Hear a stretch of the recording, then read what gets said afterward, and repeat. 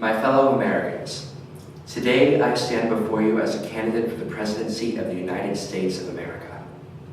I am in a race consisting of many wonderful candidates, each fighting, like myself, for their beliefs.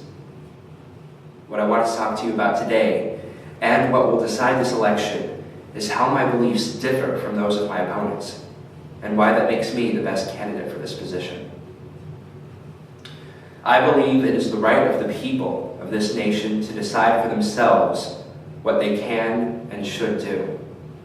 And I also believe that it is the duty of the government in order to provide for this, in order to provide a nation in which each of us can live happily, a nation where we do not need to fear the government, a nation where we each have a voice and can live without interference,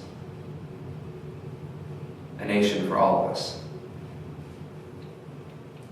Because the rights of every person are of the highest importance to me, my stance on gun control is firm. The American government has no right to stop any law-abiding citizen from buying or owning a gun, whether it be in the name of self-defense or of sport.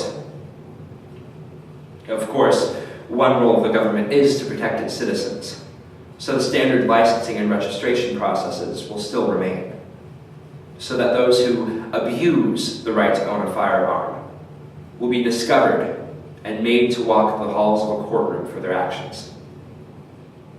But the actions of those few shall not limit the freedoms for all. This will be a nation for everyone, not for no one. Healthcare is another issue in which the rights of individuals have taken a back seat. When elected, I hope to change the current system so that it is one that is more approachable and diverse for all involved. By lowering the taxes on companies involved in healthcare processes, we can provide a system in which there is no single provider that everyone is forced under. The days can return when employers provide their own plans, and individuals can choose for themselves whether to take their company's plan or to seek one of their own. With more availability, each American will be able to choose a plan that is best for them. Immigration is the final thing that I'd like to speak to you about today. America is and always has been a nation of immigrants, and it is, without a doubt, one of the key components to our success. Modern immigration, however, has a severe problem. Namely, it is outdated. In this modern time, where anybody with access to the internet can find the answers to any question and become an expert on the subject in the time it takes to sit down and eat breakfast, immigrants today are still put on a 5-year wait to become citizens. This has to change. We cannot continue to treat new immigrants like the immigrants of the past, whose motives were selfish and questionable.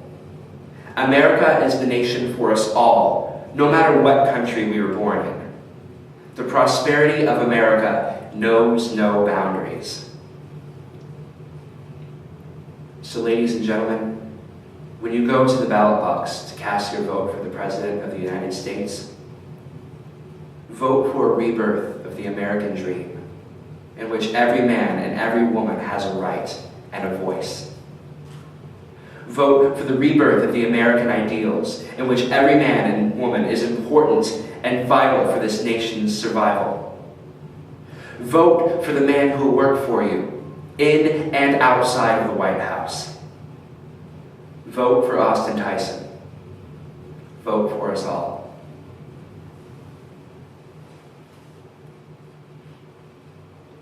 Note to self, keeper,